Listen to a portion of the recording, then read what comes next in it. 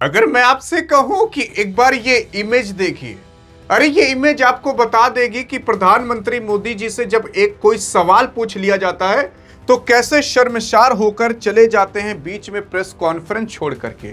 क्या आप सोच कर देख सकते हो कि एक छोटी सी पत्रकार, वो भी लड़की, प्रधानमंत्री मोदी तक की वोट लगा सकती है? ऐसी पूरी दुनिया क्यों कह रही है कि प्रधानमंत्री मोदी के अंदर दम ही नहीं है कि किसी के सवालों का जवाब दे सके। लेकिन सवाल उठता है, क्या हुआ था यार? क्योंकि यहां पर केवल प्रधानमंत्री मोदी नहीं बल्कि पूरा देश बेइज्जत हो रहा है। अगर आप देखने की कोशिश करोगे तो प्रधानमंत्री मोदी सिर झुका करके बीच में प्रेस कॉन्फ्रेंस मीटिंग छोड़कर चले जाते जब इनसे हेलाले नाम की एक पत्रकार ने सवाल पूछा था।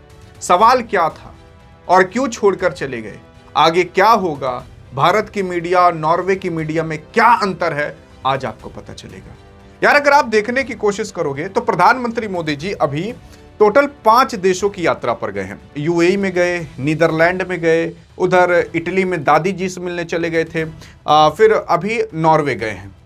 हाल फिलहाल जब नॉर्वे गए थे तो इनसे सवाल पूछे गए, और जब सवाल पूछे गए कि प्रधानमंत्री मोदी जी, आप दुनिया के सबसे स्वतंत्र जो प्रेस है उनको जवाब क्यों नहीं देते, सवाल क्यों नहीं करने देते?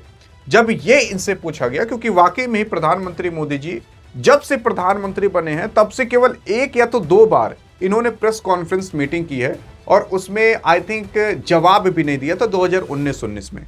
लेकिन लगभग 40 से 45 साल हो गए हैं तब कहीं जाकर कोई प्रधानमंत्री नॉर्वे की यात्रा पर गया है। इससे पहले 1983 के अंदर इंदिरा गांधी ने नॉर्वे की यात्रा की थी। उसके बाद आपके प्रधानमंत्री मोदी जी जाकर नॉर्वे की यात्रा करते हैं। लेकिन कुछ ऐसा हो जाएगा भाई साहब, किसी ने सोचा नहीं था। अरे क्या हो गया क्या नहीं, इसके बारे में अब डिटेल में आगे चर्चा करते हैं। लेकिन उससे पहले मैंने आपको सारी चीजें जागरूक करा दी थी इस व्हाट्सएप चैनल पर। वो व्हाट्सएप चैनल जो डियर गुरु नाम से बना है, वो व्हाट्सएप चैनल जो मैंने आपको दिया, लोग कह रहे हैं कि भाई साहब क्या चीज आपने दे दी।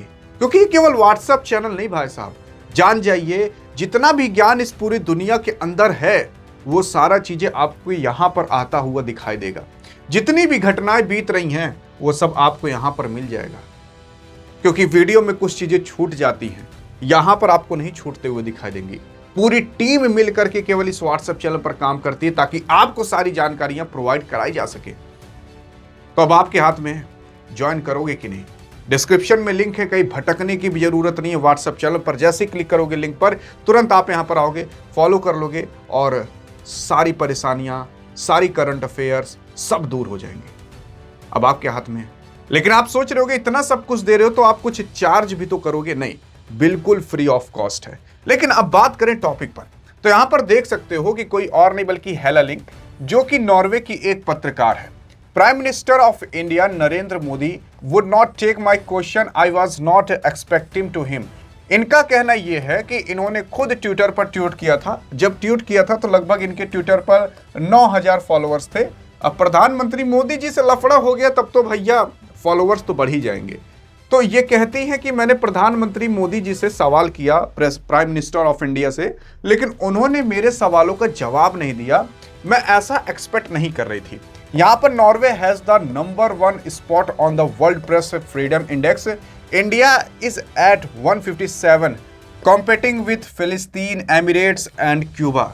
इनका मतलब यह है कि जो इंडिया है उसकी जो प्रेस मीडिया है, उसकी जो मीडिया है वो दुनिया में 157th रैंक पर आती है, और वहीं जो नॉर्वे की मीडिया है वो पहले नंबर पर आती है।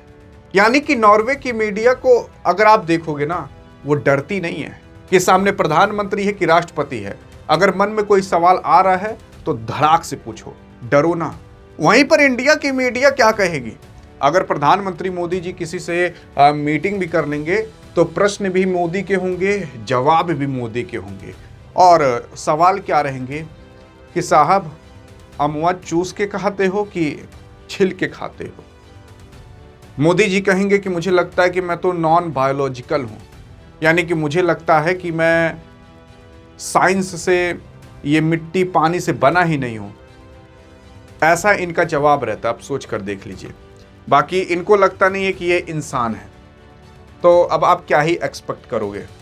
प्रेस कॉन्फ्रेंस मीटिंग से ये होता है कि दुनिया में जो चल रहा है, प्रधानमंत्री जो आगे करने वाले क्या नहीं करने वाले, उससे दुनिया को पता रहता है। आपको और हमें क्या पता है कि सरकार आगे क्या करने वाली है, क्या स्टेप उठाएगी? आप बता दो, आज बता दो ना, नहीं बता पाओगी। वहीं नॉर्वे और में जाकर देख लोगे ना, प्राइम मिनिस्टर चाहे जो हो, धड़ाक से सवाल पूछते हैं, जवाब नहीं दोगे तो पीछे भाग जाएंगे। वैसे ही प्रधानमंत्री मोदी जी के साथ हुआ, जब इनसे सवाल पूछा गया और बिना जवाब दिए चले गए, तब इनका पीछा नॉर्वे की जो मीडिया थी ना, वो लिफ्ट तक करती है। जब लिफ्ट बंद होती तब इनके लिए जयराम जी आता है कि भैया अब चलो बच गए। लेकिन फिर उसके बाद जो वहाँ के प्राइम मिनिस्टर थे नॉर्वे के, उन्होंने भी, इंडिया की जो मीडिया वहाँ पर गई थी, उनसे पूछे गए सवालों के वो भी जवाब फिर नहीं देते हैं। उसी के साथ साथ अगर आप देखोगे, वो जो लड़की थी जिसने मोदी जी से सवाल किया था, फिर उसको बुलाया जाता है। उसको बुलाया जाता है 9:30 बजे, कहीं और नहीं बल्कि होटल में, जिसका नाम रेडिसन ब्लू प्लाजा होटल है। वहाँ पर जो इंडिया की एम्बेसी है जो नॉर्वे के अंदर रहती है, उसके कुछ प्रवक्ता आए थे और रणधीर जायसवाल भी आए थे। तो वो लोग बैठते हैं और उस लड़की को भी बुलाया जाता है, वो जो प्रेस वाली थी, और कुछ और मीडिया वाले आए रहते हैं। फिर बातचीत होती है, लेकिन बातचीत में थोड़ी नोक झोंक हो जाती है। सवाल कुछ ऐसा रहता है कि हेलेली पूछती है कि हम आपके ऊपर ट्रस्ट क्यों करें? प्रधानमंत्री मोदी जी क्या जवाब नहीं दे सकते थे? तो इंडिया के ऊपर ट्रस्ट क्यों करें? तो इसी में नोक झोंक हो जाती है। जो इंडिया के एम्बेसी वाले रहते हैं और जो नॉर्वे की मीडिया रहती है, उनमें नोक झोंक हो जाती है। और उसी के ही साथ साथ अगर आप देखने की कोशिश करोगे तो ये मैं आपको इंडेक्स दिखा देना चाहता हूँ कि आखिरकार भारत की मीडिया किस नंबर पर आती है और नॉर्वे की। देखो यार, नॉर्वे की मीडिया ग्लोबल स्कोर उसका देखोगे तो 95.18 है। वो दुनिया के नंबर 1 मीडिया मानी जाती है। मतलब उसमें चाटुकारिता नहीं होती कि मोदी जी गलत काम किए तब भी तारीफ करो, ये सही काम किए तो बुराई करो तब भी, ऐसा वहां नहीं होता। सही तो सही, गलत तो गलत। फिर दूसरे नंबर पर Ireland, Denmark, Sweden, Finland, Netherland, ये सारी कंट्री आती हैं। भारत जानते हो किस नंबर पर आता है? 160वें नंबर, 161वें नंबर पर अभी तक आता था। अभी पता नहीं कहां हल्का फुल्का सुधर गया है, 157 नंबर पर आता है। ये 2024 2025 का 2023 का डाटा है। 2026 की बात कर ले तो अभी भी बहुत ज्यादा नहीं सुधरा, 157 नंबर पर आता है। लेकिन हाँ, अगर आप एक चीज देखने की कोशिश करोगे, ये जो नंबर 1 नंबर 2 पर आते हैं, नंबर 10 तक, ये बहुत बड़ी कंट्री नहीं है। यहाँ पर ज़्यादा कुछ वैसा नहीं होता, ज़्यादा जनसंख्या नहीं है इस वजह से। बाकी इंडिया लेकिन तब भी यार बहुत नीचे आया। कम से कम टॉप 100 में भी होता ना, थोड़ी इज्जत होती। ये 180-190 देशों का मिलाकर बनाया जाता है मीडिया का, उसमें भारत देख लो नीचे से टॉप करता है। बल्कि पाकिस्तान की मीडिया 2-3% ऊपर ही रहती है। ऐसा हाल हो गया भारत का। उसी के साथ साथ जो हेली लिंग है वो क्या कहती है, इन Norway when foreign leader visit the press usually will get to ask question, not many but a few। इनका मतलब ये है कि जब भी कोई फॉरेन लीडर आता है नॉर्वे के अंदर, हमारा काम है कि हम उनसे सवाल पूछें, बहुत ज़्यादा नहीं बल्कि कुछ ही सवाल पूछें। That was not the case today with Modi. ऐसा नहीं केवल मोदी के साथ, बल्कि आगे भी जो आएंगे या कोई और भी आएगा उसके साथ भी हम ऐसे ही सवाल पूछेंगे। यार कोई भी आता है वो तो सवाल पूछता ही है। मोदी जी जवाब दे दिए होते तो काम बन गया होता, लेकिन अब नहीं दिए तो क्या ही करोगे, अब बेइज्जती तो हो ही रही है। वहीं पर अगर आप मनमोहन सिंह को देखोगे तो मनमोहन सिंह जब रहा करते थे ना, तो ये आए दिन प्रेस कॉन्फ्रेंस मीटिंग करते थे। जवाब भले न दे पाए, कोशिश करते थे कि जवाब दे ले। प्रधानमंत्री मोदी की बात करें तो प्रधानमंत्री नरेंद्र मोदी ने अपने पूर्व कार्यकाल के अंदर, जब से 2014 से ये बने हैं, देश के भीतर एक भी स्वतंत्र बिना स्क्रिप्ट वाली खुली प्रेस कॉन्फ्रेंस मीटिंग अभी तक नहीं की है। एक बार 2019 के अंदर चुनाव प्रचार के अंत में प्रेस कॉन्फ्रेंस में हिस्सा लिया था, लेकिन उन्होंने सवालों के जवाब नहीं दिए थे। अब सोच कर देख लो, ये हाल है। बल्कि यहाँ पर डोनाल्ड ट्रंप और हम बैठ के यार मीटिंग करते रहते हैं, पॉडकास्ट और काट करते रहते हैं, अपना यूट्यूब चैनल चलाते रहते हैं। प्रधानमंत्री मोदी जी नहीं करते हैं।